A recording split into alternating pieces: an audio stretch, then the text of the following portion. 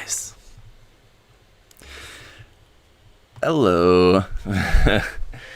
Hey, how's it going, guys? It's been I feel like it's been forever since I've built anything live. And like thinking back, I was like, oh, what was even the last thing I live built? Oh yeah, it was we did a couple of live builds of the Krakenvogel, and that was kind of it. But like aside from that, it's like a machine Krieger, so like a kind of totally different thing. What else have we built like live recently? Not much. Anyway, because I've been doing all sorts of other different live streams related to the contest. We had the contest wrapping up when we were doing the contest feedback live streams and all that. I did the critique live streams, so I was just live streamed out. But as soon as this kit arrived here on the shelf in the background, I was seeing a lot of people commenting about it that they really wanted to see a build. So I thought, all right, we'll live stream the build of that one ahead of the review. So obviously I'll do the review and all that as well too. But seemed like there was a lot of interest in this kit, more than what I was expecting. So I figure I might as well live stream build this one. So how's it going, guys? We're going to be building up the standing tortoise today. Actually, my first ever time building any Votoms kit. So that should be interesting. I know that Bandai makes them as well too, and I would just assume that probably the Bandai kits are probably better than the Wave one here that we're going to be building today, but you know, that's fine. Someday I'll build a Bandai one as well too. But this one should be fun. So let me say some hellos to some people who's here. Let's see. Joseph, Cole, a mixed bag, Demo, Stickman. What's going on, guys? Juan, Shinra, Ricky B. Let's see. Corey, what's going on? Kevin, Finn. Hey, guys. Nerfscape, Anna, and Michael Rinaldi. Hey Mike, what's going on? Mike, this would be a kit that you should get, because, you know, you, I'm sure, could do a very nice job weathering on this kit.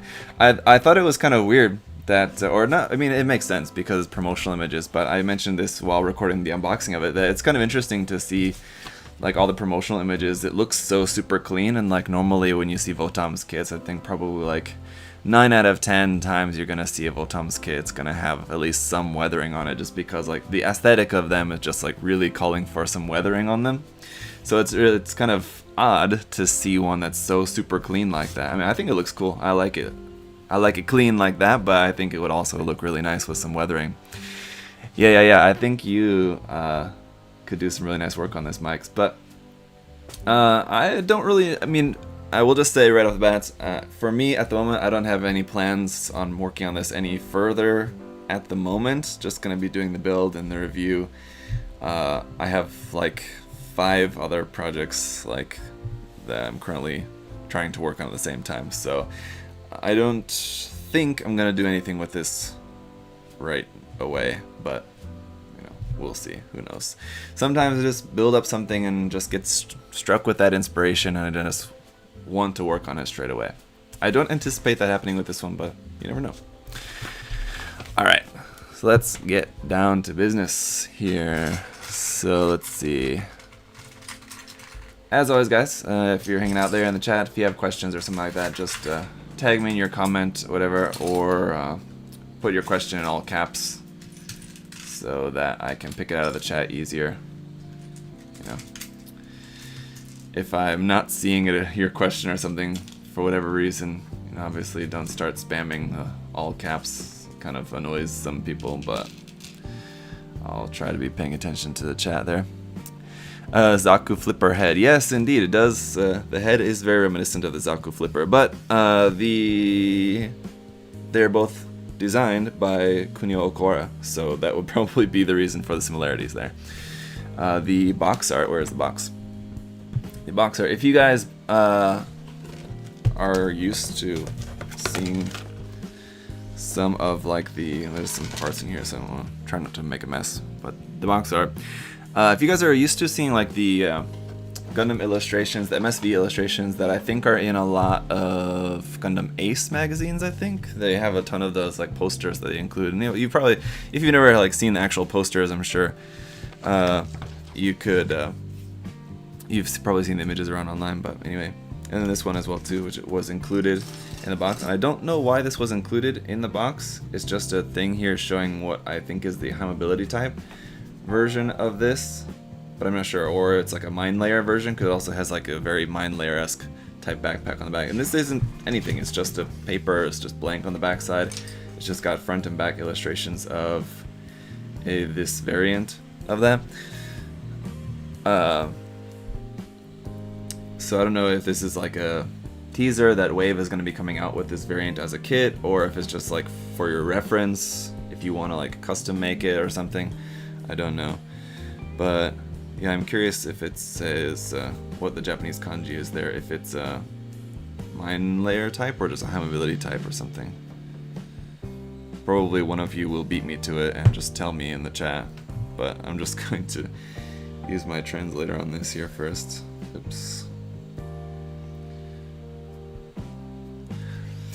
Anyway, Stickman asked, have you watched the Frame Arms Girl anime? No, I have not. I've heard it's... Oh, it is Mind Layer type. Okay, anyway, there you go. That's cool. The translation is Mind Spray type, but I'm gonna guess that's Mind Layer type. Ian Henry, what's going on, Ian? Henry. I don't know if... Is it Henry or... Just Henry or Henry? Anyway. Will you be picking up the Armored Nuts model kits? No, I will not, Henry. I actually did pre-order them at first. As soon as I saw them, I thought, oh, those are so weird and cool. Of course, I have to check those out. And then later, I was looking at them and like, I don't know. I mean, they're unique, sort of, yeah. They're unique, but pass. So. We do have some stickers with this kit as well too. Even though you have like, for making the camera, you have this part set on there like that, but then you're meant to cover that up with the black sticker as well too. So I guess we'll do that, but you kind of don't really need to. I better get my tweezers then. I don't know where my bent ones are.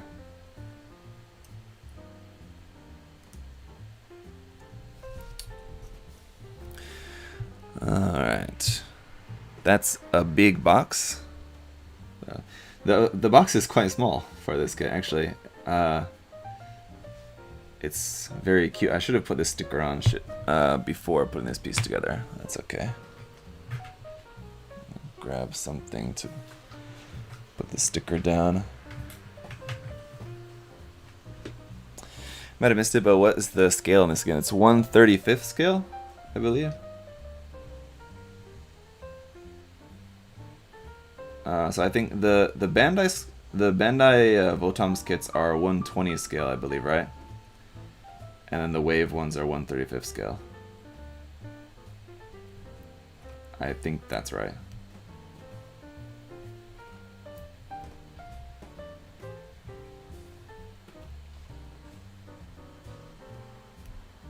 Alright, anyway.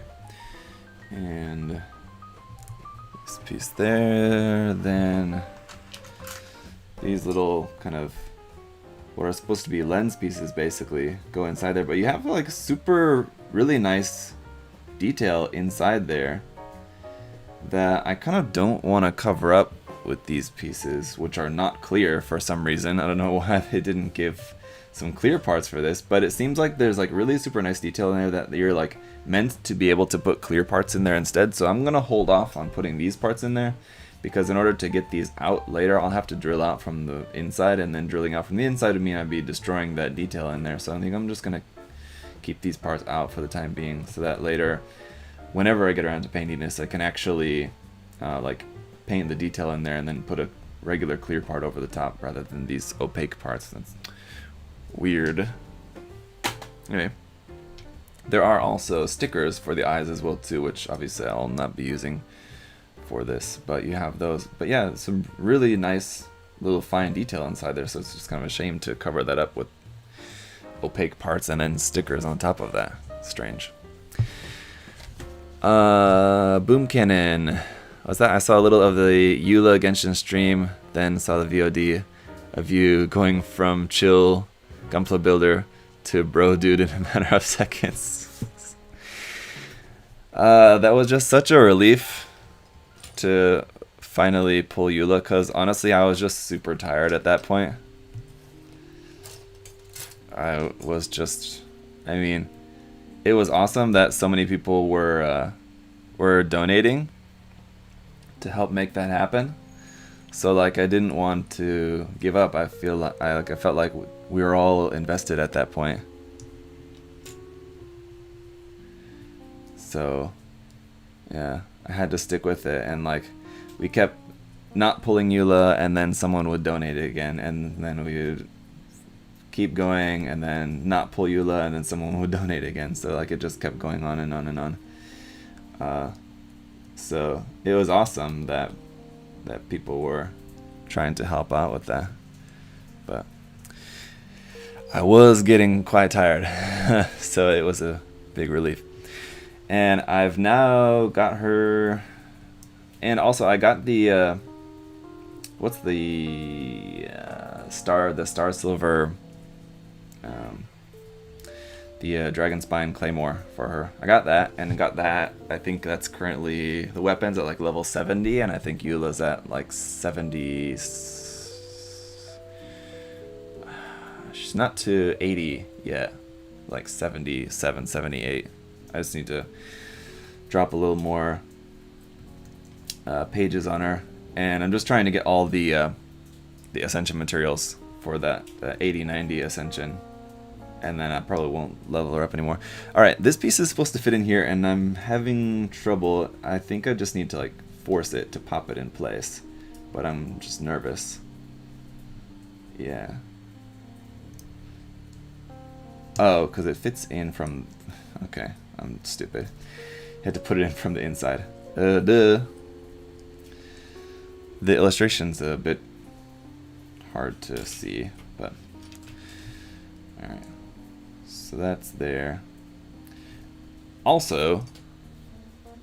I heard it's time for Gotcha. Gunpla money. Thank you, Dianja. Yes. Also... Yeah, just as far as like Gotcha goes, I did do a 10 pull for Klee, and didn't get her, and I was like, okay, well that's it, I'll do 110 pull for Klee, and then if I get her, cool. If not, I'm not gonna worry about it too much more. I'm just gonna save up for Kazuha. But then later on, I was like playing in bed. This was like a few days later. This was a couple days ago. And then like I was playing in bed, and I went to plug in. I was like trying to plug in my headphones, and I just like had the game on like pause, not pause it, just like for whenever I need to pause it, I'll just pull up one of the menus or something.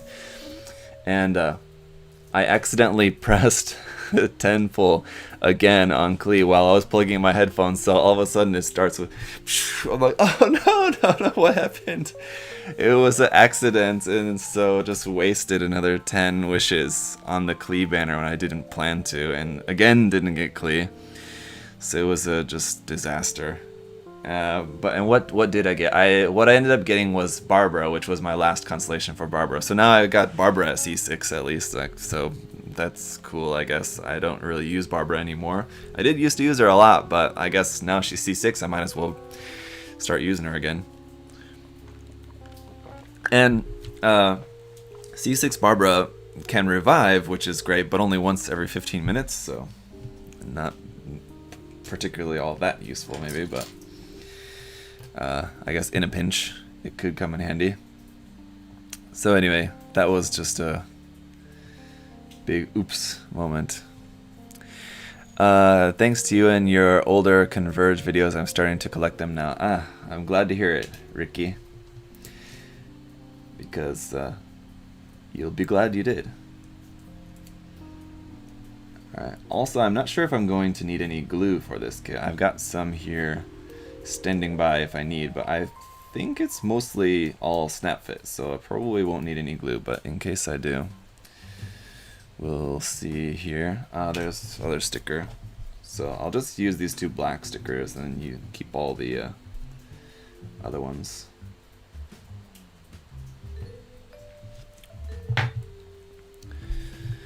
Finishing up the stylet, first time building frame arms girl. So what do you think, Corey? They're pretty fun to build, don't you think so?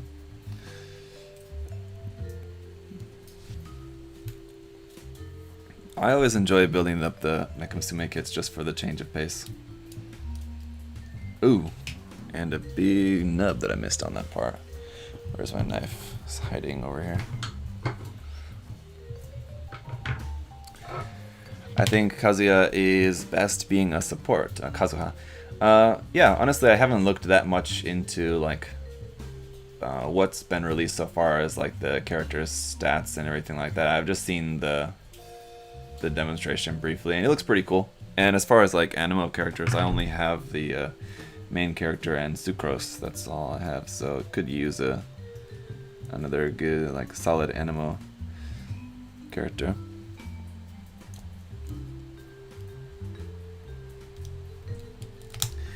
Even if he's support, not DPS.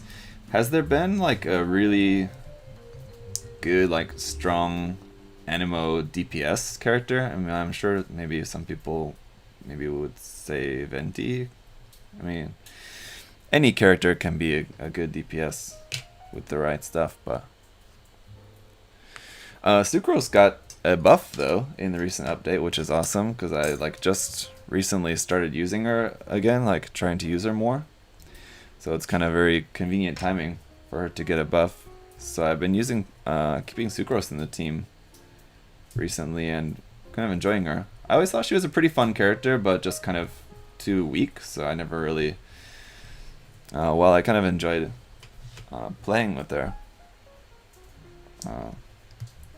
I just had a hard time wanting to invest much in her because I just didn't think that she really had that she was going to be really worth the investment, but no, I am enjoying playing with her now. Haven't built, Chris said, haven't built anything for a couple of months, been working on some other stuff. Well, that's fine as well too. Yes, really small pieces, I like them, but ready to go back to Gunpla. I do like the customization out of the box, like you mentioned. Yeah, Frame Arms Girls kits do have, and just like Mk.II kits in general tend to have a lot of really small pieces, yeah.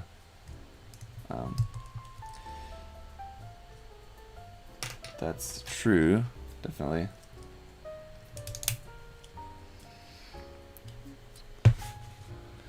Then we're supposed to angle this up, and we're supposed to slide this back at some point.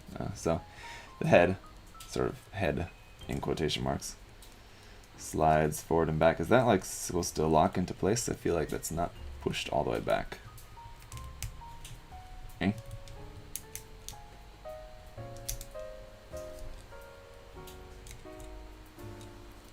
I feel like there shouldn't be a little bit of a gap there. Yeah. Am I gonna break this if I push it back more? Looking at the illustration in the menu as well too, it looks like it should be back even further.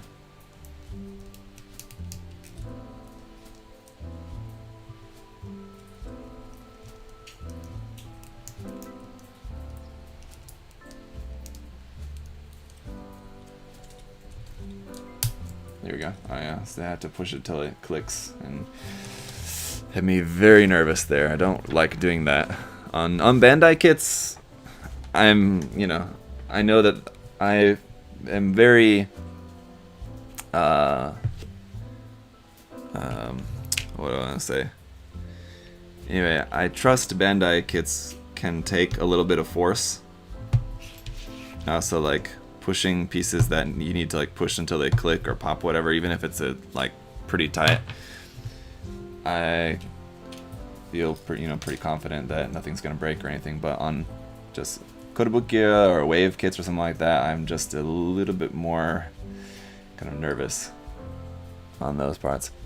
Jeremy said, I want to try water-side decals. Do you have any tips, tricks, products to help? Not really. Water-side decals are pretty simple. I think you'll find there's a little bit of a trick, just kind of getting the hang of like working them into place and kind of figuring out the tolerance of water-side decals, as in like how much time you have to work on them before they start to break down or whatever. But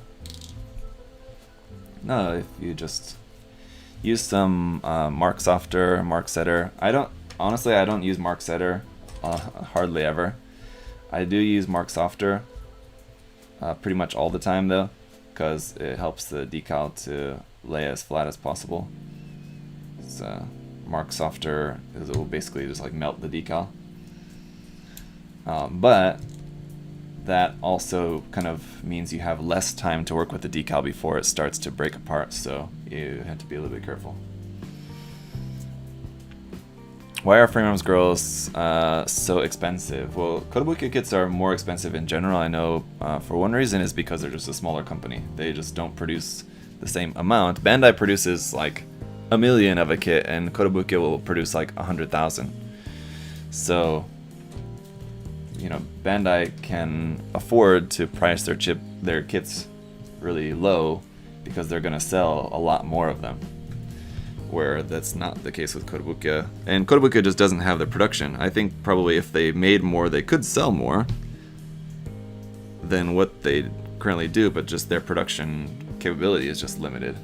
They just don't have a gigantic factory like Bandai has. And Bandai now has 2 gigantic factories. So that's one reason. Other reasons could be for, you know, depending on the property. This is not the case for Framearms Girls, obviously, but for other different properties, it could be because of just licensing. If they had to pay a licensing fee for some particular characters or something like that, that could be a reason why something is particularly more expensive. Like anything from Phantasy Star Online that Kotobukiya makes, I'm pretty sure the licensing is one reason why those kits are particularly more expensive. But another reason too is, I know that, at least based on what I've heard, I believe that Kotobukiya also has an extra process in the production that they do that Bandai doesn't do, of baking the runners, sort of. That also, I mean, that would add to the cost as well too.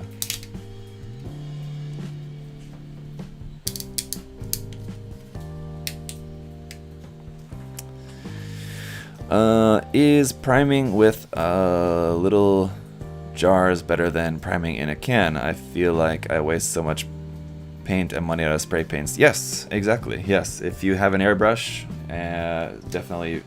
I mean, it depends on what you're doing. There's certainly cases where you may find that spray can primer will work well for what you're doing, but especially for Gunpla, I would definitely recommend just using an airbrush. Yeah, that's the problem with spray cans, that you are wasting a lot of paint, and you know, obviously in turn then money as well too. Yes, you waste a lot.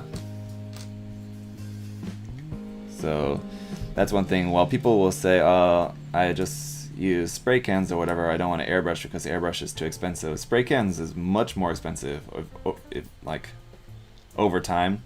If you're only going to paint like one kit and then never going to paint anything else ever again, then yeah, spray cans will be cheaper for you. Or if you paint like one kit a year, then yeah. But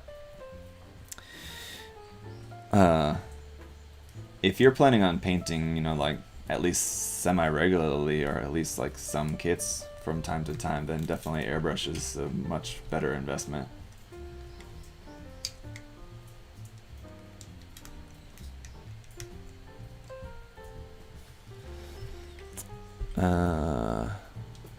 Alex, hello. Said super cool kit, and hey Zaku, hey. So, one thing I can say that I am noticing so far is that it's all snap fit and all pretty nice. I am noticing that some parts are quite tight, which is better than being too loose. But my thumb is kind of sore, so it's actually kind of a little bit painful.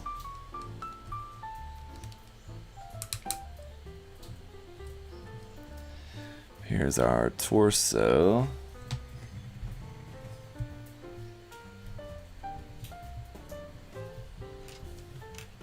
And then backpack. So this part goes on here. Oh no, wait a minute. Just want to make sure I didn't miss a polycap. Seems like there should be a polycap in there, but I guess not. Alright, so. Okay. And that slides into here. We do have polycaps here, 25.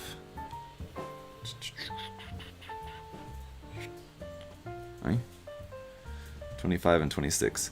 I also hate this when I think Bandai usually doesn't do this. Bandai's pretty good about but I think I know Wave I think is probably the biggest culprit of this, because I think Kotobukiya also doesn't really do this very often, but they'll have parts, especially on polycaps and sometimes on parts as well too, where the parts are exactly the same but they'll number them differently. So when I'm building it, it makes me think oh, do I really need to pay attention to the number or not? Because if the parts are very slightly different, then yeah, then they need to be numbered differently. But if the parts are exactly the same, then why not just have them the same number? Like these two polycaps are numbered 25 and 26, but they're exactly the same, so why not just have them both 25, so there's not any doubt that they're totally the same. So I'm not wasting time trying to figure out, okay, make sure you put 25 on the left side and 26 in the right side. It's silly. Yeah, I think Wave is probably the company that I noticed doing that the most. On a lot of, I've noticed that a number of times building the kind of machining Krieger kits recently as well too. They do that. I'm building the HG heavy arms right now. Nice one. I wonder when they're gonna finally announce the Shenlong kit. Hey, I saw this meme and I swear someone shared it in my Discord, but now I don't know. The person who I thought shared it in Discord didn't, so I don't know where I saw this. But I saw a meme recently with that P Bandai version of the kind of Leo tall geese looking thing, the kind of red color one, the P Bandai kit that's coming out. And there was a meme of the cat at the table and the woman yelling at the cat at the table, and there was a meme of that where it was the cat was the Leo new P Bandai kit, and the woman yelling was the Shenlong and the Aries about not getting the kits of those. I saw that meme. If any of you guys have also seen that meme or have that meme, please send it to me, because I wanted to see it again, but I can't find it. I'm pretty sure someone shared it in the Discord, but I was going back through the Discord chat history and couldn't find it anywhere, and I don't know if maybe I just saw it on a Facebook thread somewhere or something, and then I could never find it again. So I don't know, but if one of you guys have also seen that, and if you have it, please send it to me.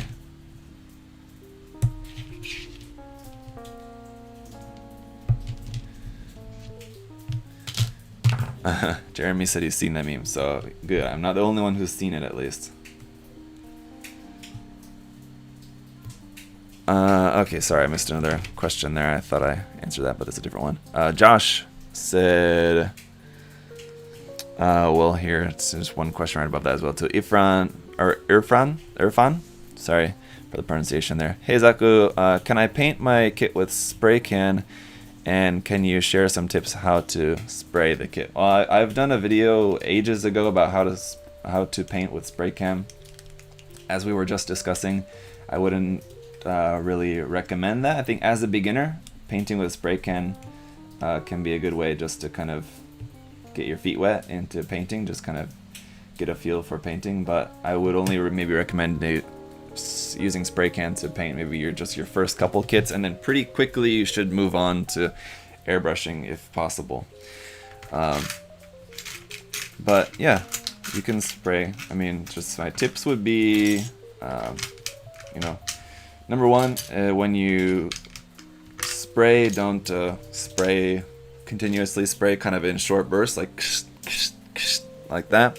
Also, when you start spraying, don't start directly at the part. Start spraying off to the side and then kind of pass over the part. Because sometimes there'll be like a buildup of some paint right at the tip, and right when you first start spraying, it'll spray those like big globs of paint. Then you want to avoid that. So,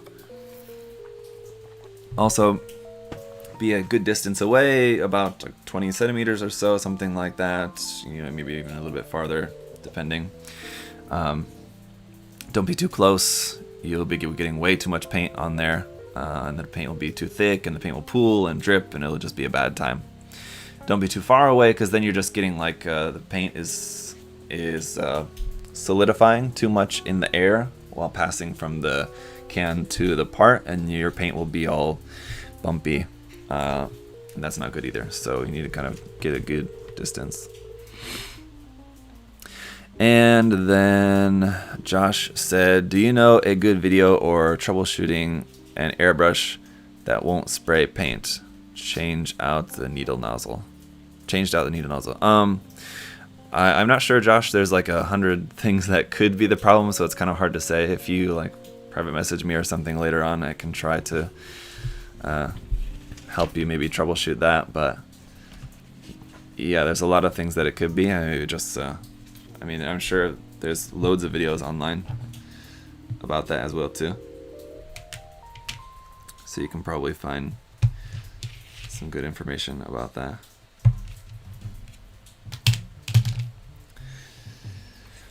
Alright. So I'm skipping over building the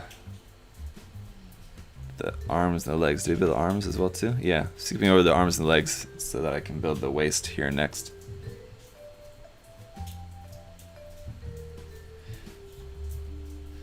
The one cool thing about this is that you don't have to build the head, because you build the head kind of at the same time as the torso, so it's all one thing. And where's the front and where's the back?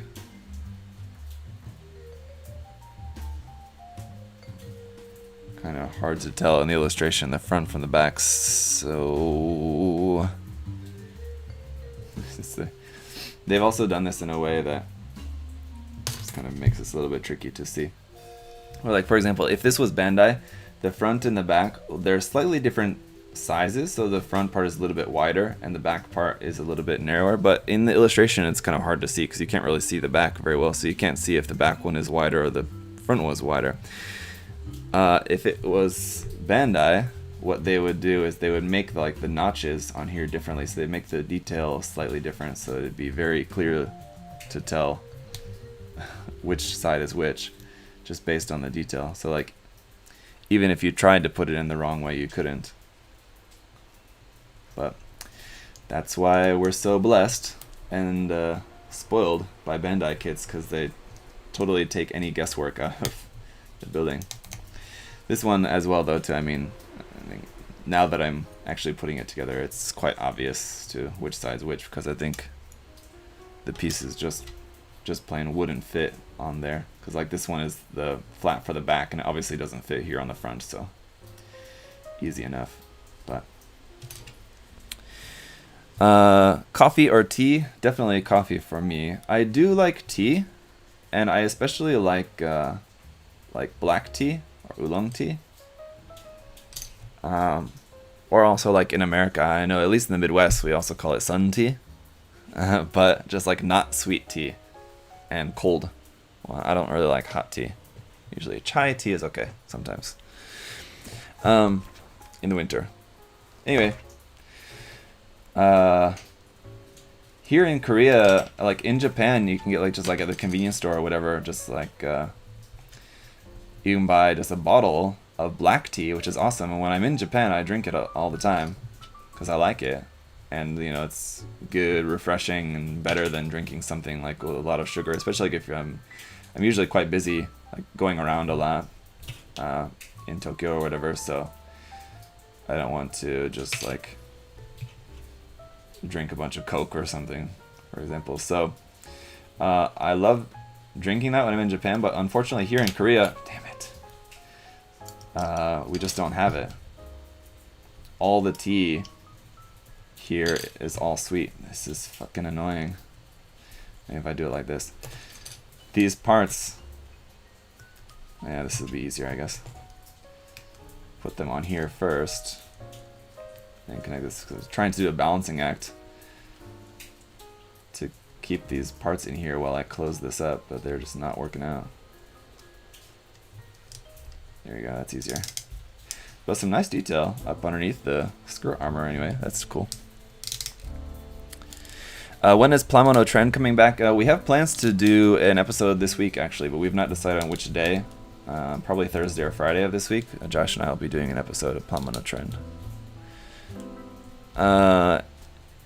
It's a cheap airbrush G22, so I went and ordered a new one, but it sucks that the weather is great for painting. I have to wait to finish my MG done now. Yeah, but you'd rather wait and have it come out right than, you know, just try to do it with not the right tools and have it come out bad, so. Corey said, I love Plamono Trend. Well, that's good. I'm glad you guys enjoy it. Some of you, I'm sure. Maybe not for everyone, but Josh and I like doing those episodes, so. Yeah. It's fun. It's basically just a chance for Josh and I to hang out and then just share that with you guys as well, too.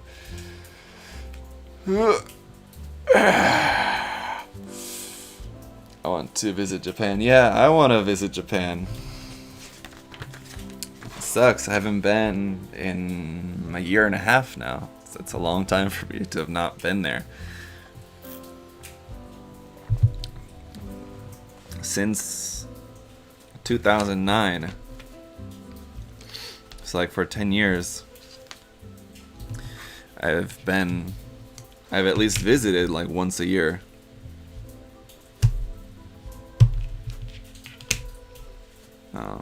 And then obviously lived there for a while as well too, and then spent some time or whatever, but like have at least visited once a year, like for work or otherwise. So it's hard to go a year and a half without going there, because it sucks that here in Korea it's so close, so it's very easy and relatively cheap to go there. So it sucks that it's like it's so near, but I can't go. That's terrible. Just moved from Georgia to Korea, and he said he had to swap to coffee because the tea sucked. Oh, my bud. Oh, yeah. The tea. If you don't like sweet tea, then you're kind of screwed here, because that's basically they only have sweet tea or like boricha, which is like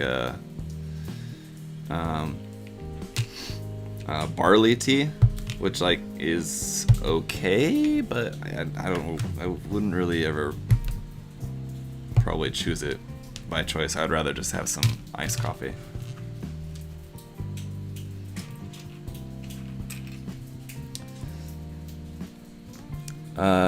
You missed your Japan login bonus for this year. Exactly.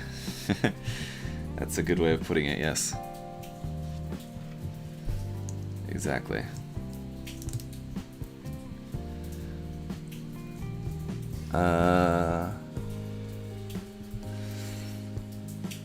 Just need your advice. I'm new to building Gunpla, just started building last May. I've built 2 MGs, 2 RGs, 1 HG. My building style is removing a part from the runner as stated in the manual, as opposed to most Gunpla YouTubers who remove all the necessary parts and then build, which I think is faster. Yeah, what I do is faster, but I mean, it's just for the sake of sparing you guys from having to see me cutting out and removing every single part and nub and everything, and this would just be incredibly boring.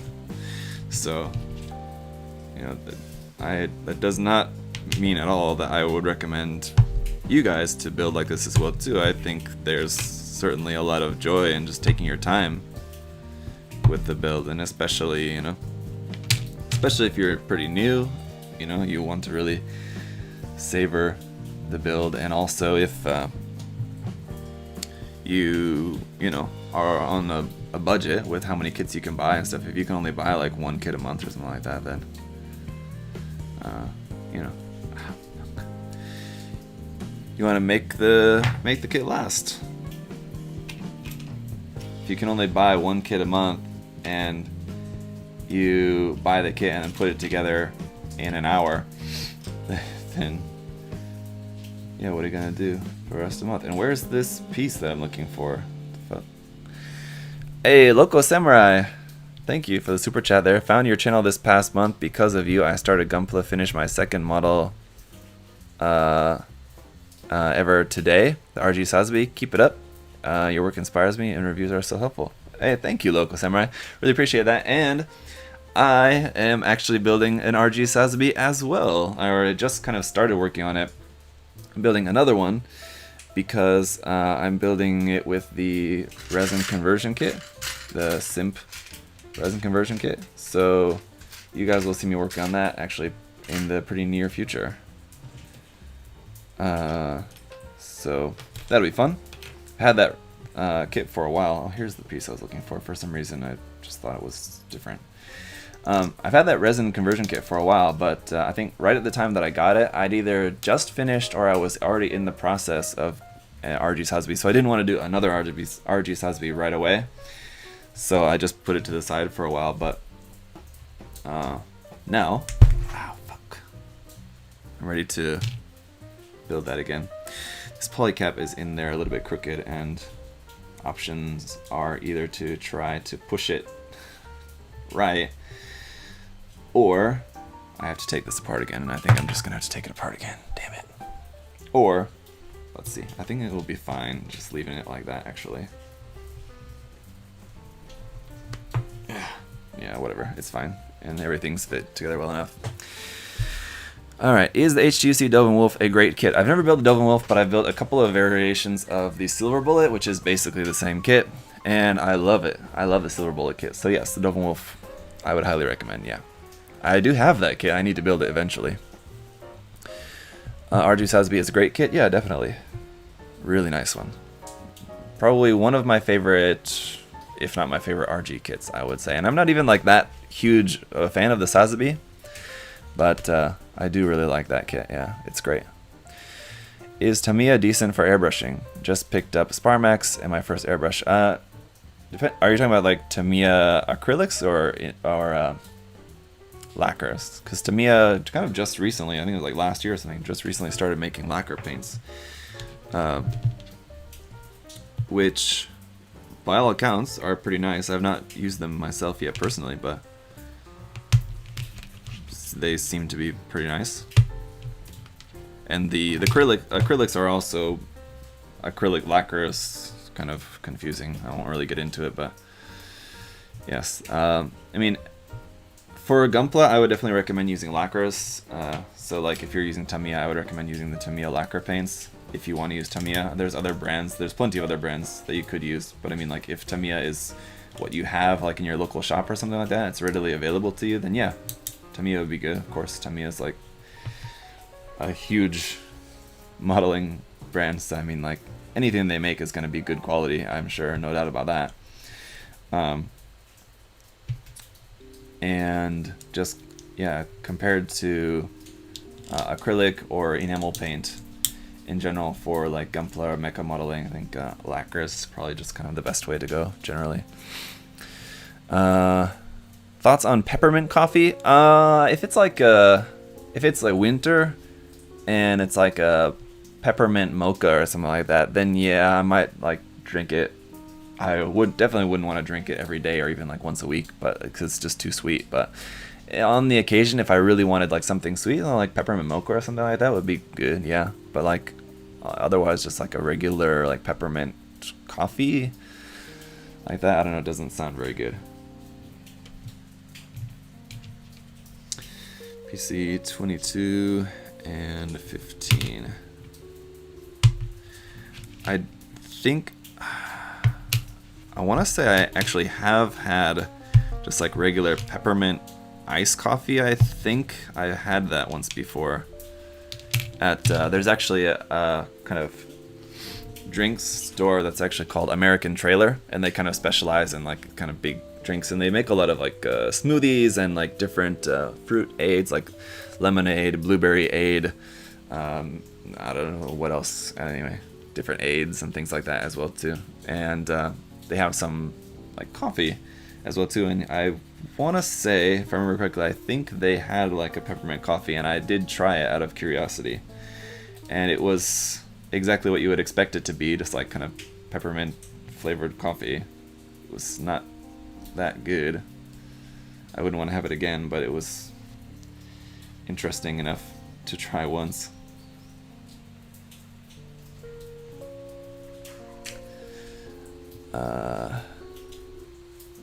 Sweet stuff isn't really my thing. I mean, no, I love sweet stuff. I would drink like peppermint mocha every day if I could, but no, I would just like to avoid getting any larger than I already am. So I'm trying to avoid too much sweets, basically. But no, I would drink like sweet coffee every day if I could. But I do really like just like black bitter coffee as well too. So that's why normally I'm drinking just regular, just iced coffee. And bitter is certainly better than sour. I don't like sour coffee.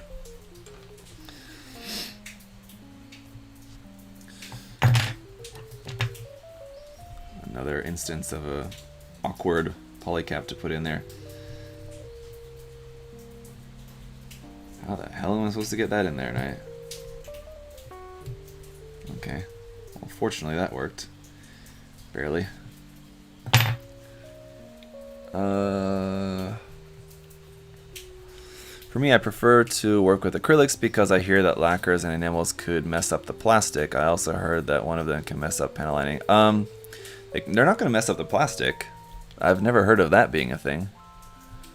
So acrylics are just safer for your health, definitely. But you know, as long as you're working with a mask, a respirator mask, and a spray booth or something, then you know you'll be fine. As far as messing up panel lining, I sometimes see people posting about that, and I hear people talking about that, but it's never ever happened to me ever.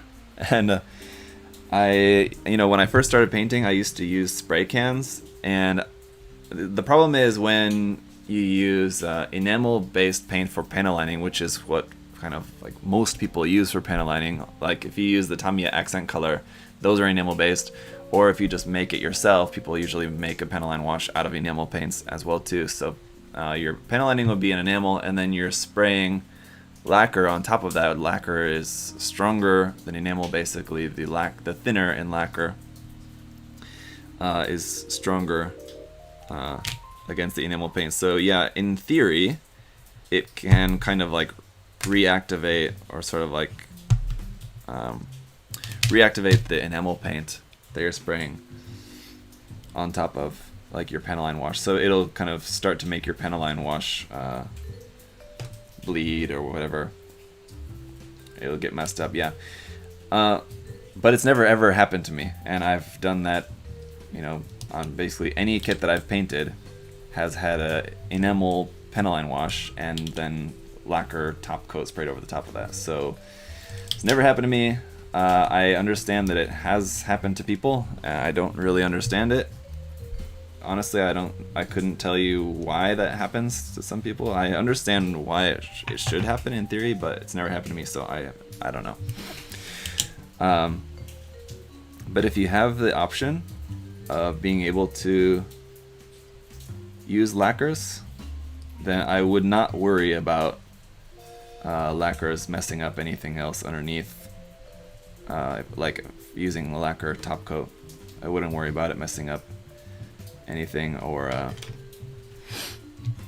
especially not damaging the plastic. It's not going to damage the plastic at all. If you just like spray a bunch of lacquer thinner right on top of the plastic, then yeah, that'll probably damage it. they'll melt the plastic for sure. But you know, as long as you're using paint correctly and like thinning it to properly, you're not gonna have any problems. I think the thinner itself can yeah. The thinner itself can damage the plastic, sure, but you know, if like in a normal correct thinning ratio, it's not going to be enough thinner to damage the plastic that much.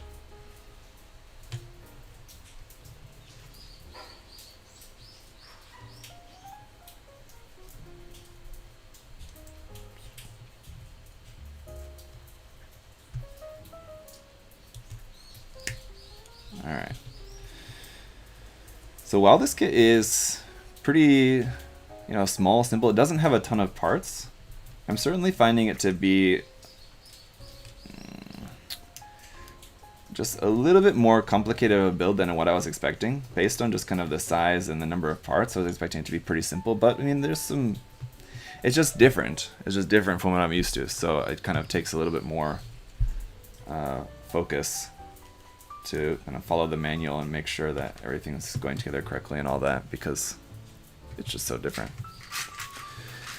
This one is from Votoms. Yes, Matt, that's correct. Where can I buy this kit? Actually, you know, normally I would tell you can buy it from USA Gundam Store, but after talking with Adam the other day, he was saying that he just got like recently an order form from Wave for ordering a bunch of kits. That so anyway, long and short of it is that USA Gundam Store is going to be getting a bunch of Wave kits in the near future. And one thing that I heard from him, he said that they're all going to be getting a bunch of the 5-star stories Wave kits, which is awesome. If you guys are into 5-star stories, they're going to be getting a bunch of those. But strangely enough, not this kit, Adam thought. So it's kind of weird because this kit like just came out, so it'd be weird that Wave wouldn't send this kit as well too. But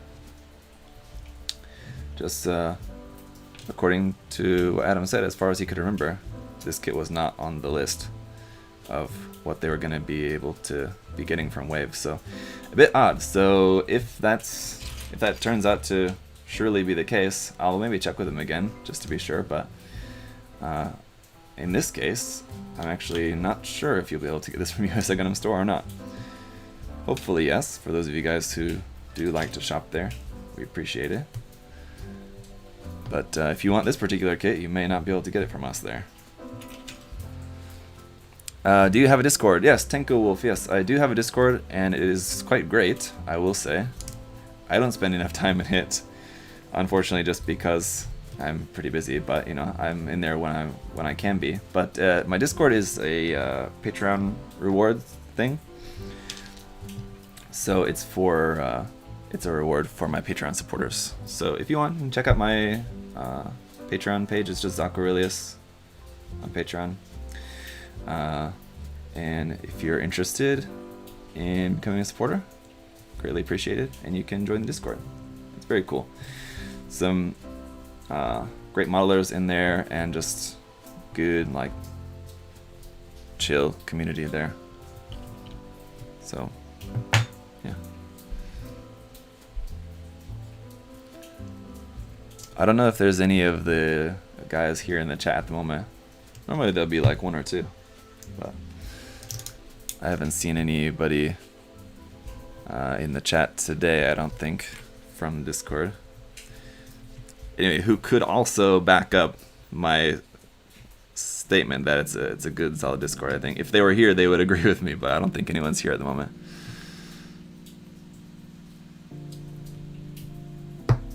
Trying to use my very sharp and dangerous tweezers to put some of these pieces together because my thumb is really sore today for some reason.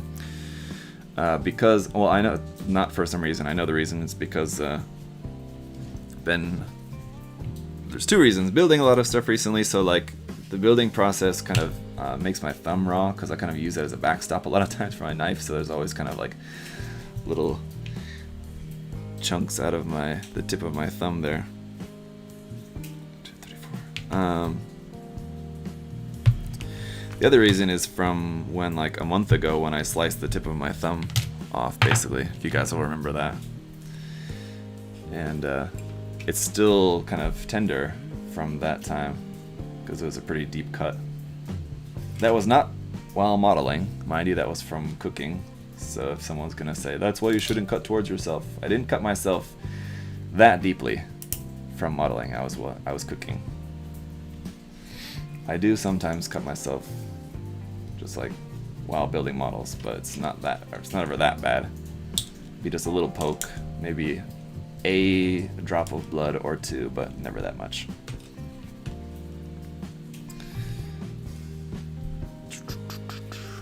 Looks like a Rikadzaku. Yeah, totally.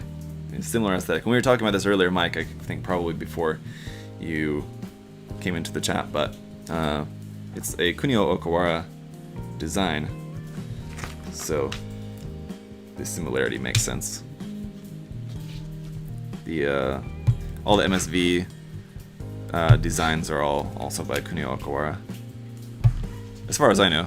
I mean, I could definitely be wrong on that. Like, knowing about different Gundam artists and designers is definitely not my forte, so someone can surely correct me if I'm wrong on that. It's very possible, but as far as I know, all the MSV designs are all done by Okawara-san.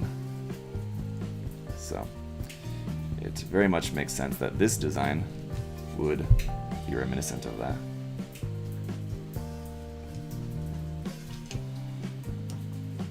Alright.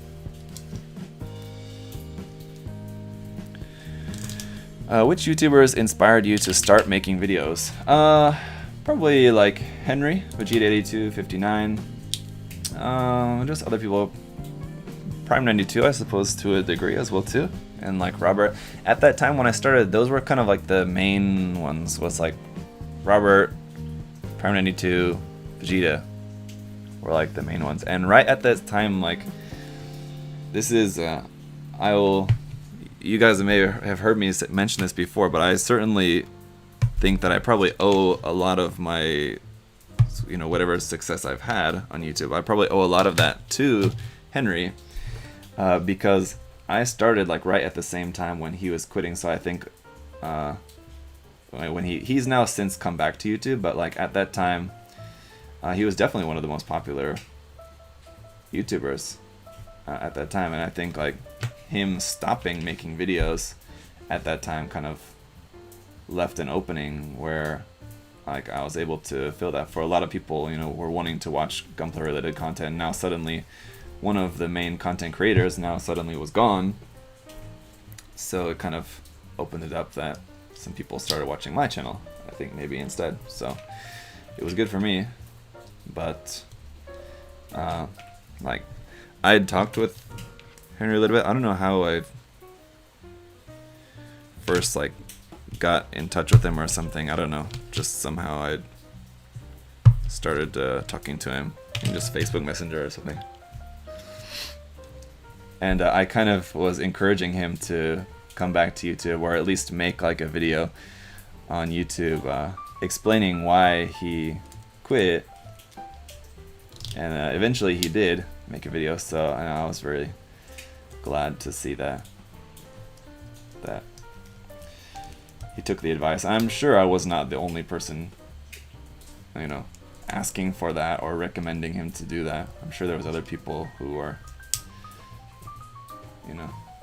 encouraging him to either come back or make some video explaining, why he left. And he did, and then later he started making videos again, and he doesn't make a ton of videos, but I think he makes what he wants to make, and that's cool.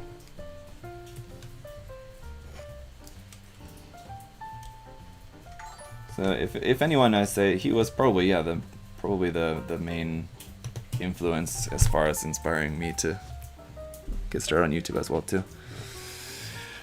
Spade said, I always wonder what happened to Robert. The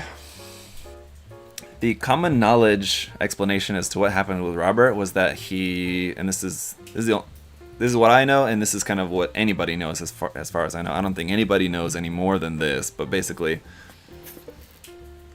Robert wanted to just spend more time with his family, and because doing this kind of work does take a lot of time. If you're not doing it as your full-time job, it does take a lot of your free time to do this. So as far as I understand, he just wanted to spend more time with his family, and he was still doing some work for Hobbylink Japan on their website, just in blog form. But I don't think he's still doing that. I don't believe. Maybe from time to time he does like a blog post for them or something. But as far as I know, I don't think he does that anymore.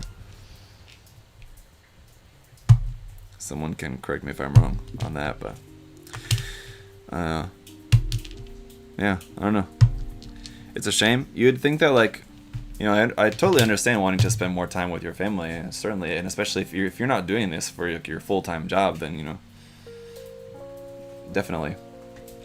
But still, it kind of, I wonder why he wouldn't still just try to do it. Maybe not like trying to push out like a video every day or even one a week, but just maybe like one every 2 weeks or something like that. It seems like, why wouldn't you still do that? Like, if you really enjoy it, then why wouldn't you, at least keep trying to do it to some degree? And if I had to bet, I would bet he does still build kits from time to time, but maybe he just didn't want to do the whole YouTube thing anymore.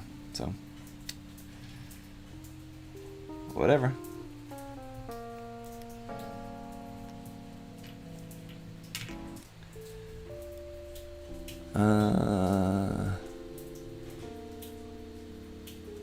Hey, what's going on, Mike? Question: are you planning on get any of the Fine Molds Ghibli kits? I have a couple of the Fine Molds Ghibli kits, Mike. Actually, I have the Flapter, which I believe I did a review on, actually, so you should be able to find that online. I've not like painted any of them or anything. I have the Flapter and one of the robot kits from Castle in the Sky. What are they called? The guard? It's something? I'm drawing a blank on the name of it, but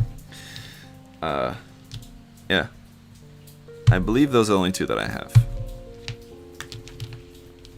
But yeah, the guard kit I have not built.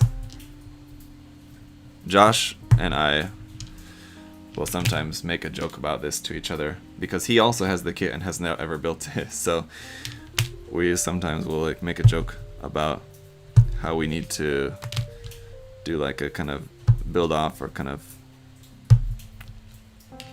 building that kit together with each other.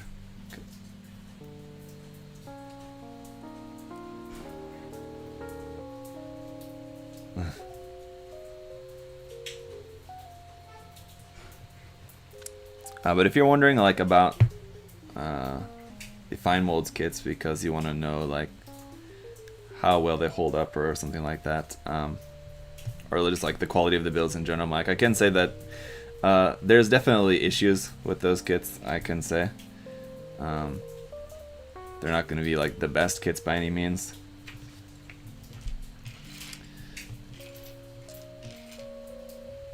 But if you're a fan, they're not bad.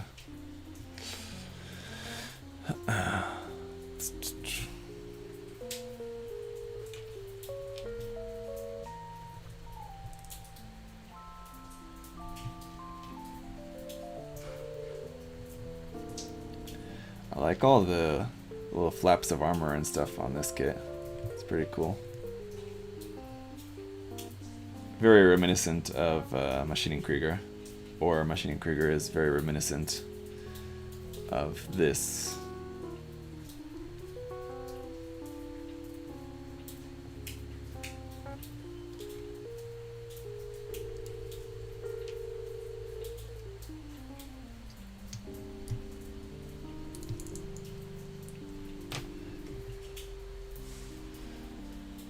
Oh, cool, of Otam's kit, exactly.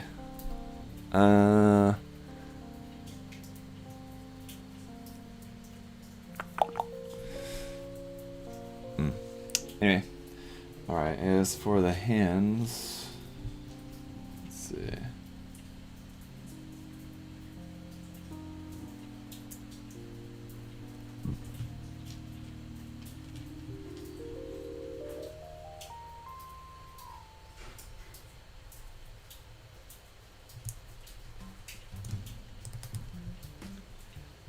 Really interesting construction of the hands as well too.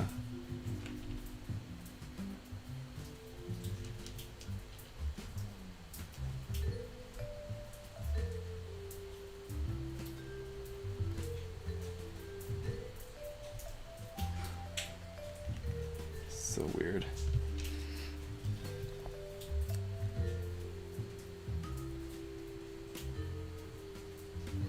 Super weird. What is going on with this hand construction? So you guys want to hear a funny story about what happened here? So yesterday, oh, this is annoying. Oh no. So for the wrist part, for like changing the angle of the holding hands for the weapons of the wrist, you have different option parts. That's what these 4 little parts are. Not this one. These 4 little parts are 4 different option parts for the wrist. So whether you want to have straight wrist, slightly bent, a little bit more bent, or totally bent. But you have to disassemble the hand in order to swap out those parts. So you have to kind of choose ahead of time which wrist you want, because then you have to totally take the hand apart in order to change it later. That's annoying.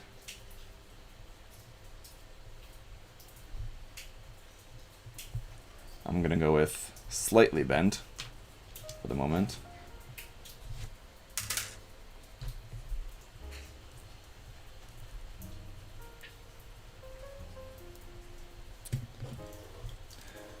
Oh my god, they give you closed fists action. How crazy is that? Yes, there are closed fists and they're very nice looking. Yes, if you could, would be nice to recast those and just make some extras.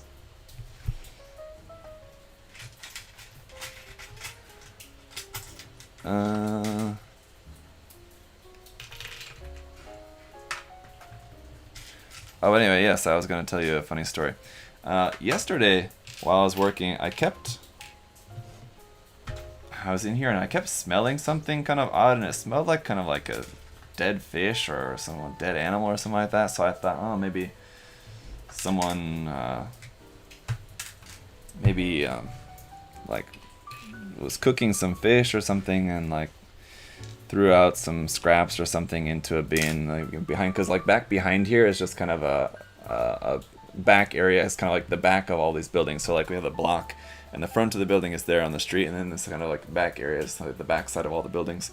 So okay, maybe someone like threw out some fish or something they're cooking, or maybe it's like a dead mouse or something that's back there. I don't know, something like that. And then today, I think that's just leftover parts. And today, my wife called me in the morning. She was like, "Oh, did you notice yesterday that someone pooped behind the store?" It's like, "What?" And like just off like to the side out behind here, apparently someone took a big dump on just the ground back there, like behind the store. It's so weird. And apparently what it was someone tried to break in. There was like a break-in, and like not in our building but like a next door building, so I guess they think it's the same person. Someone tried to break in to another building and I don't know, and then came over here and took a dump behind our building. So I don't know. Super weird. So I guess that's what I was smelling all day yesterday, probably. It didn't smell like that. Like I said, it smelled like a dead animal or something, but, you know, I guess a bad smell is a bad smell. So that was weird. It's like, oh, that kind of, I guess, explains that.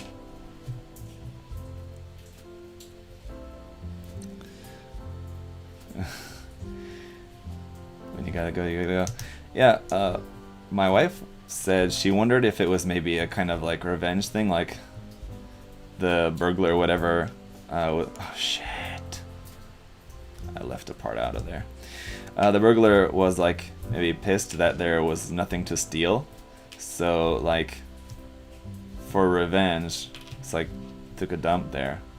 You know what I mean? Like, yeah, I mean, it kind of makes sense, I guess, maybe.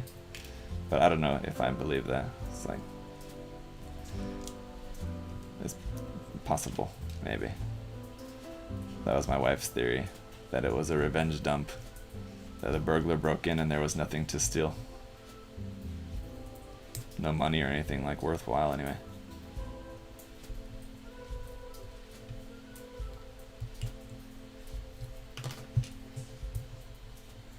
DNA trace it. No, I think they already they got the CCTV.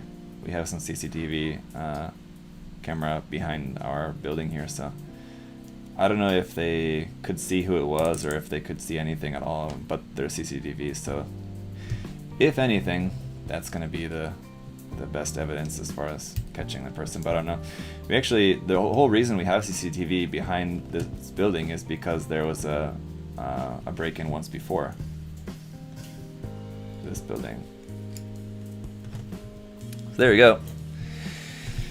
There's the kit. Now we have the weapons and stuff here to build as well too, but it's a pretty dope little kit. I mean, it's pretty small. It's like the size of an HG, but you know, obviously very chunky, bulky.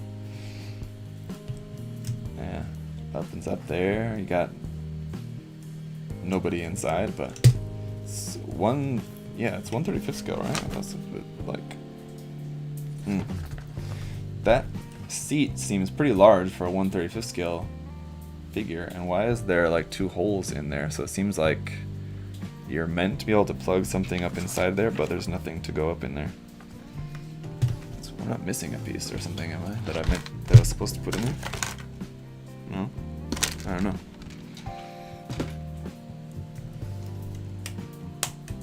Yeah. It's quite cool, actually.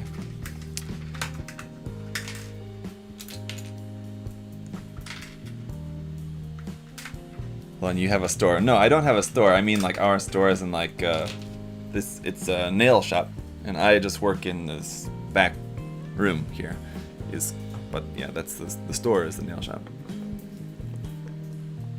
Recast me some of those hands. Will they work for 1/44 scale? So look good on my Gogu. Yeah, they would be really nice on a Gogu. They're maybe a little bit large for 1/44 scale, but if it's something pretty big like a Gelgoog or something like that, probably would be a good fit. Yeah, obsolete scale, yes, actually. But yeah, the obsolete kits are much smaller. Speaking of obsolete though too, and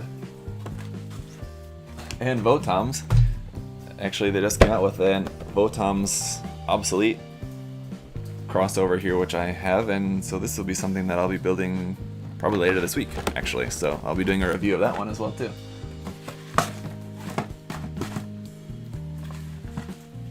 Obsolete Votoms crossover.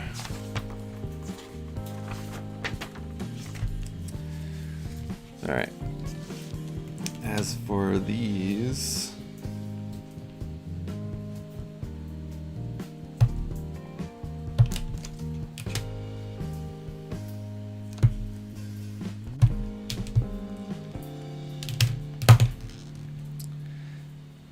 it has a Rickdom feel. I mean, yeah, it obviously, yeah, I mean, it has a very Xeon MSV feel to it, like I was saying before.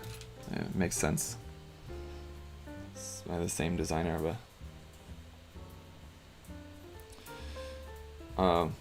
yeah, for 1/35 scale, I don't know, it seems, not that the robot seems large or small or whatever, it seems, you know, I'm sure it's fine 1/35 scale, but where the human goes inside there just seems a little large.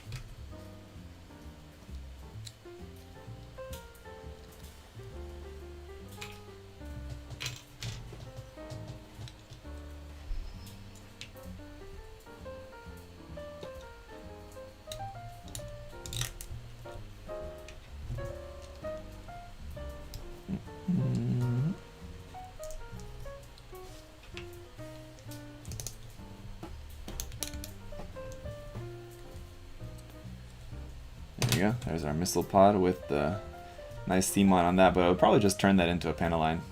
Could go ahead and like try to remove that, but I think also probably just turning it into a fan line, because you have these lines going here on the side, so having another line going on the top doesn't seem all that far-fetched to just add another line to that, honestly.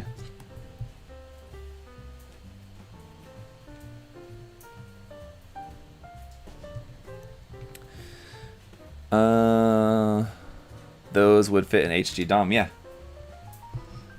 For like larger, especially Xeon type 1 in 44 scale kits, yeah, I think these hands would be pretty good size. Be a good fit, and certainly better than the build knuckles hands.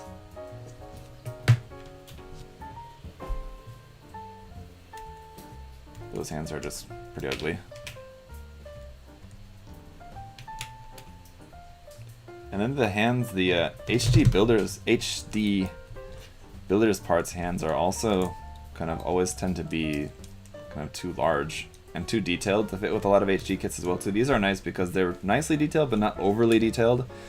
Like the Bandai ones are so overly detailed, it's kind of hard to match them with anything.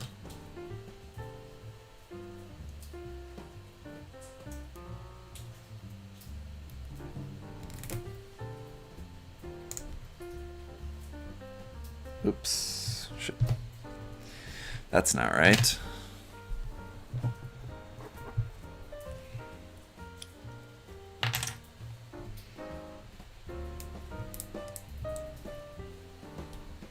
Ugh. I thought these parts were all the same, but there are different ones. Oops.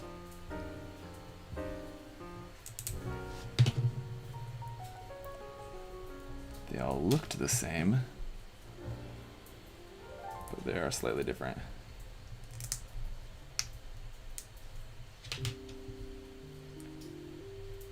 These ones I definitely would want to remove the seam line on these. Alright.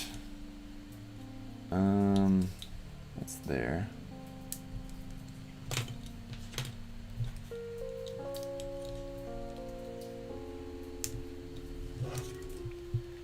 Use a plug right up here onto the back.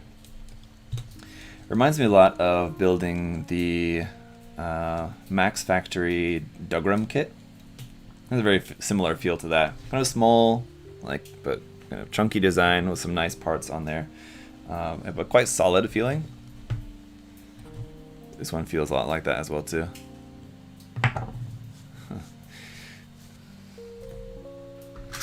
And then last but certainly not least, the signature weapon of this guy. The like missile platform thing. So we got this one here.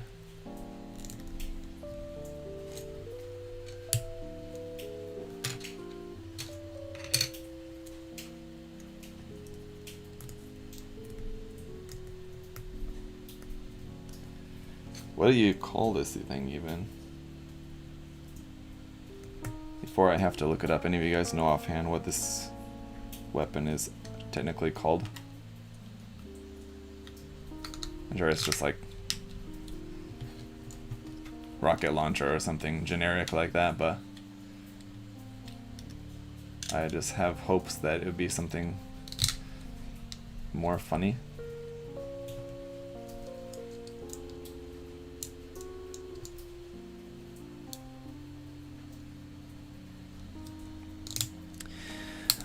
What tool do you use to turn seamline into panel line? I have a Danmo tool for that, which I mean, if you guys have watched me in different videos, I've used it from time to time. It's from BMC. They make a couple of different size ones, but the one that I have is, I think, like they're also two-sided. So the one that I have is, I think, 2 millimeters and I want to say 2 and 6, but that seems maybe a little extreme. I don't know if it's 6 on the other side. 2 and 4 maybe, or 2 and 6 possibly. But yeah, they make a couple of different ones as well too.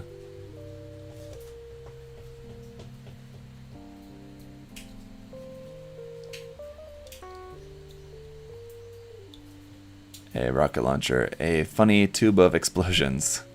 Madworks makes something too. Yeah, Madworks, Display, I don't know offhand, but Display probably makes something similar as well too, I would assume. Is this a Bandai kit? No, it's a Wave kit. Anyway, there it is. Let's see, does it say... Not really. I also feel like this thruster bell on the back is not pushed in there all the way. Just looking at it in the back, seems like that should be in there more, but it doesn't want to go in any more than that, so I don't know. Or I need to push it super hard, which I'm a little bit nervous to do. There you have it. This hand, I'm just going to go ahead and just permanently attach this onto here.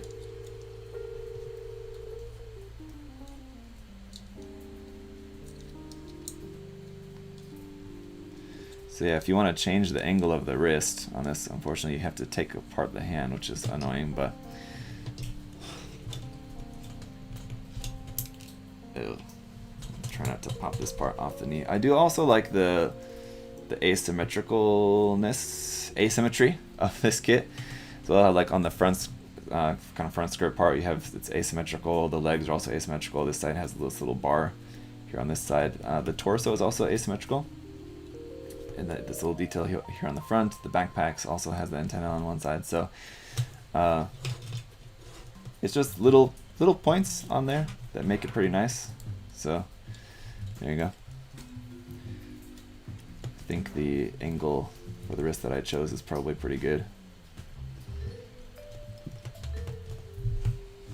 But yeah, pretty cool little kit, I gotta say. Nice one by Wave. Definitely very unique. So you know, if you're looking for something different, yeah, it's pretty unique indeed.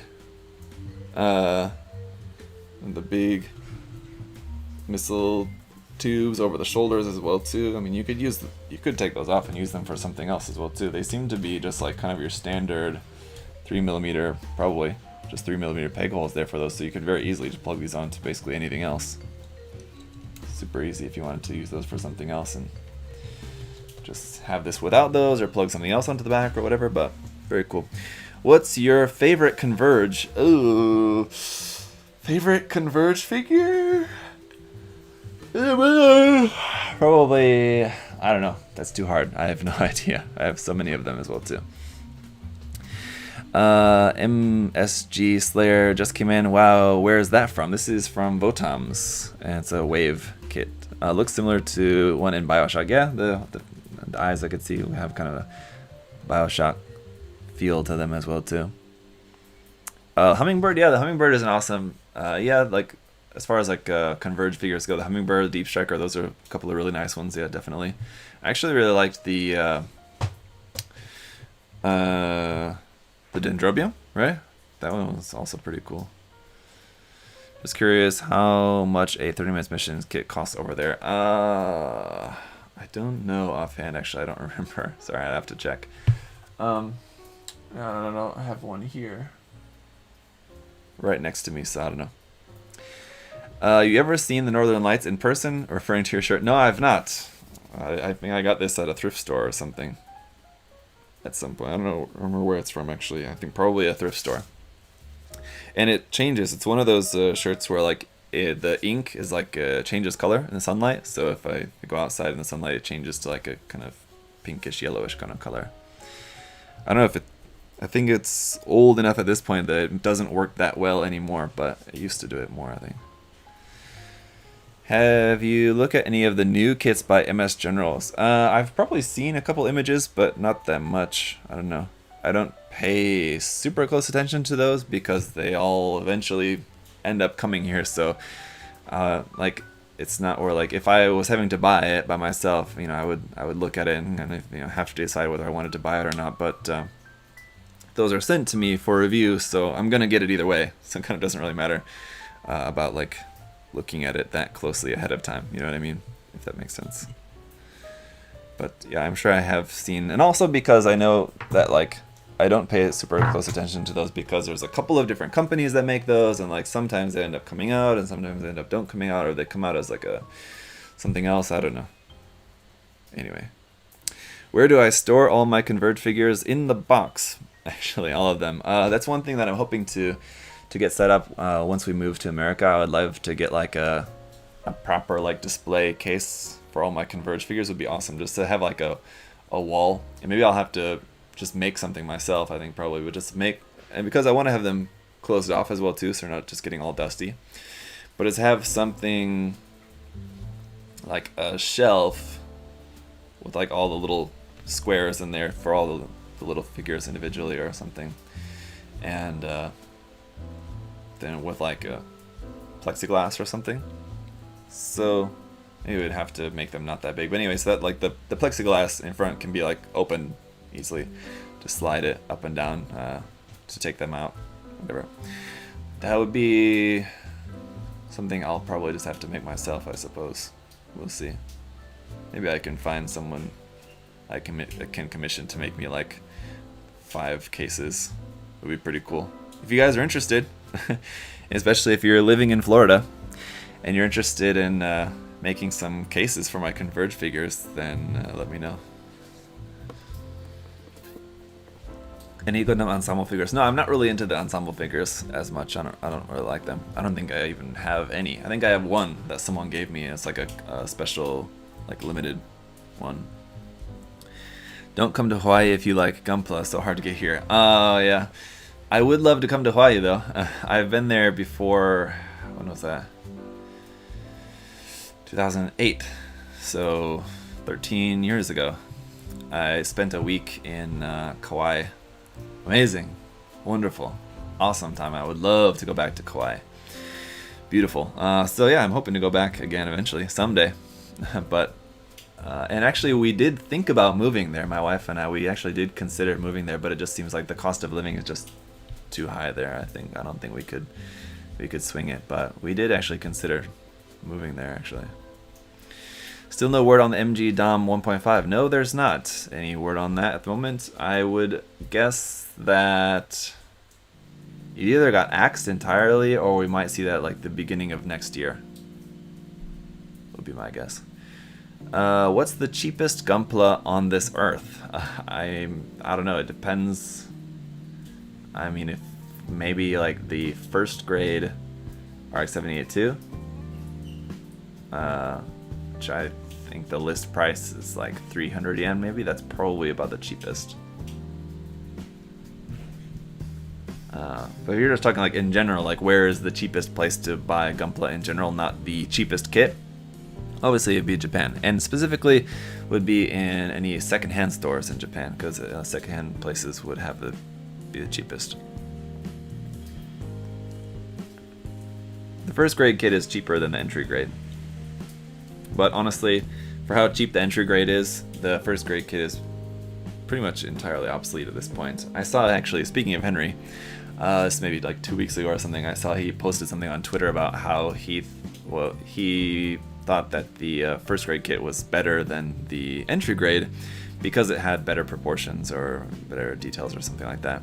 When I think, yeah, proportions is debatable. I mean, that's entirely subjective. Yeah, I think the first grade kit probably does have better detail on it. If you want more detail, it probably has a little bit more detail on it, but the amount of work that you'd have to do to get the entry grade, to get the first grade to be like on the same level as the entry grade as far as like posability and just like all the seam line removal and everything you have to do, like just to get the first grade to look halfway decent, is a lot of work. I would rather, pay $1 more and get the entry grade, I think, for me. So I didn't agree with that assessment about that, but anyway, any 2.0 master grade that you would like? I would love some Stardust Memory. Yeah, I'm actually not that huge a fan of the Stardust Memory Gundams. They're not like my favorite Gundams by any means, but I would like to see some 2.0s. I think the 2.0 master grades probably would make me like them a lot more, especially the GPO1 and the GPO3. Maybe I'm just a little bit kind of jaded with the GPO2 now, but as you guys know, I just recently built the real grade GPO1, both versions of that, last year, and loved them. I really, really liked both of those kits. quite a bit. So those are really nice.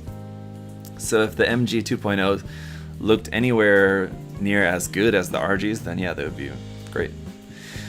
Nova said, how was Wotam's kit? I've been watching the series lately and kind of want to pick up something for myself. This one was really nice. I don't know about the Bandai kits. I think the Bandai kits would probably be a little bit better overall, I'm sure. They're in a little bit larger scale as well too. They're 120 scale, where this is 1/35. So this is sort of like HG compared to the Bandai kits would be something more akin to like an MG sort of. The Bandai kit, I'm not sure about the price, because I don't remember actually offhand how much this kit particularly was, but probably relatively similar in price. Bandai kits tend to be a little bit cheaper, even though it's a bigger kit. The general price of Bandai kits is a little bit cheaper, so it probably ends up being around the same as this one. So just depends on which design you want to go for. What's your favorite Gundam grade? Probably high grade, just because they're the most fun to build, I think, for me. And there's so much variety in high grades. They're really easy to customize and kit bash, because there's so much variety, so many different parts, kit bashing them. And because of the simplicity of not having an inner frame, makes them pretty easy to kit bash as well too. So probably high grade. I mean, master grades are great, and they're a lot of fun to build as well too. And like the gimmicks of master grades and everything is fun, but I think in general probably high grades my favorite, definitely. My overall thoughts on the MG seed kits. They're great. All my experience with any MG seed kits is they're all really nice. The Blitz had a couple of loose parts on the backpack that were kind of annoying, but a little bit of glue and you'll be fine. In general, all the master grade seed kits that I've ever built are all really nice. Any of like the couple of first ones are maybe not that great. I think like the original Master Grade Strike, not the RM version, but the original, and then I think maybe like the Freedom and the Destiny, maybe a couple of the first ones maybe a little bit iffy, but especially any of the later ones would be very good. Current favorite non-Gundam builds. You mean like other, you mean like Gundam universe but non-Gundam, so like grunts or like gyms and zakus, or you mean like not Gundam at all, so like Machining Krieger or something like that? It would probably be Machining Krieger is my favorite non-Gundam thing to build at the moment. Or I mean, like, I love all the Kotobukiya Mecha Musume kits as well too, the Frame Arms Girl Megami Device kits. I always like building those as well too. Yeah, but Machining Krieger kits, as far as like building for with the intention of painting, then definitely Machining Krieger kits. But the Tamotu kit was a lot of fun too as well, and just got the new version of the Tamotu in as well too. So I'll probably build and paint this one up in the near future as well too. The only real difference with this, aside from the color, is that it has a new attachment piece for like the top of it to attach two arms onto it. It only comes with one arm though, unfortunately, but you have an attachment piece that will allow you to attach kind of like two arms or two armaments or something onto the top. So I'll probably give that some custom armaments on the top of there. Just bought my first Gunpla. Do I need to buy nippers too? I would recommend buying some nippers as well too. Yeah, they don't need to be anything expensive. Don't go out and buy a set of God Hands or anything like that expensive. You should be able to find a perfectly good set of nippers for less than $10, at least just to get you started off. But that said, if you do plan on building Gunpla, you know, if it's a hobby that you're pretty interested in and you do plan on getting more and more kits, you know, might as well invest in a little bit better set of nippers. Maybe not like the cheapest thing that you can find, but like maybe like $20, $25 for a pretty good set of like single blade nippers would be worth it, I think. Have you done any more thoughts on the next contest? Mike, yeah. No, sort of. Not a ton. Yeah, I haven't really put like that much thought into what the next contest is going to be yet. Like, we have some ideas, and I'm thinking about what it's going to be, but nothing is like decided or anything yet. So we'll see. I need to. That'll be something probably in the next week or so. I'll try to nail down finally what the contest theme is going to be, and then I'll sort out the details and probably let you guys know maybe around the end of this month. So maybe by the end of June, maybe expect to see some news about that. Have you painted with the Mr. Color GX Metallic Purple? I'm using the Violet. No, I've not used any of the Mr. Color GX Metallic Colors. I've used some of the Mr. Color or Mr. Metal Color paints, but not any like the colored ones. Worst Gunpla? I don't know. Probably the most disappointing Gunpla that I've built that I can remember is probably the Scramble Gundam. The HG Scramble Gundam was pretty disappointing. Recommends for robot kits that don't focus on guns and weapons. The Mk.II kits. The Mk.II kits are really awesome. Fun little robots that don't focus on guns and weapons. Definitely. And there's a lot of them. A lot of different Mk.II kits out there.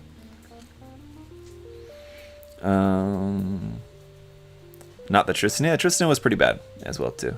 At least I don't know. Yeah. Yeah, Tristan's pretty bad. Have I watched Votoms? No, I have not. I have not actually ever seen anime, so I don't actually know too much about Votoms.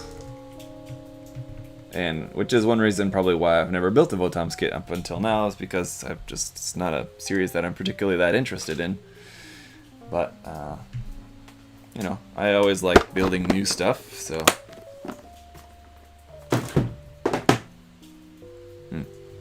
I did want to check out the kits at least anyway. Alright guys, I'm going to wrap it up here for today. Thanks for hanging out. I will have a review of this kit coming out pretty soon. I'll probably work on that this afternoon and have that review for you guys later today. But I'm also working on some other stuff this afternoon, so probably won't have the review posted today, but probably tomorrow morning.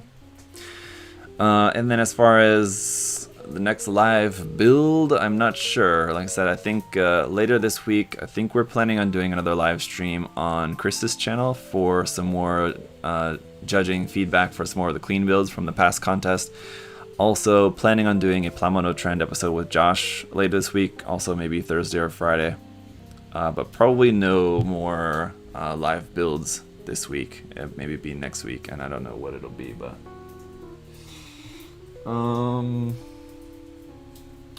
I don't know, maybe a Mekamusume kit, because that's the majority of the kits in the queue behind me here are mostly all Mekamusume kits, so that's probably what the live build will be next week.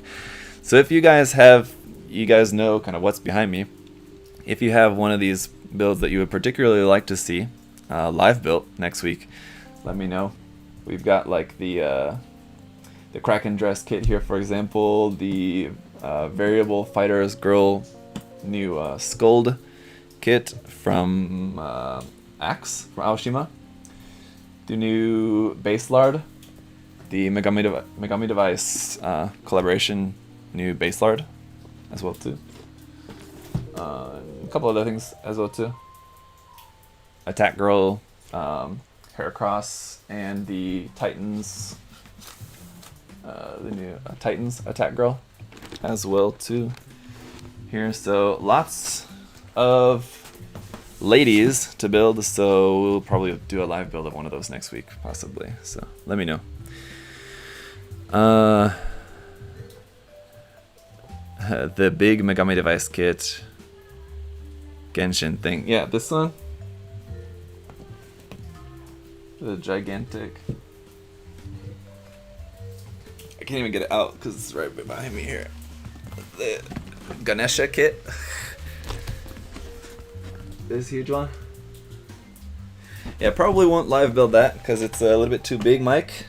But I think that would be too difficult to try to live build that. I just would not be able to organize the parts.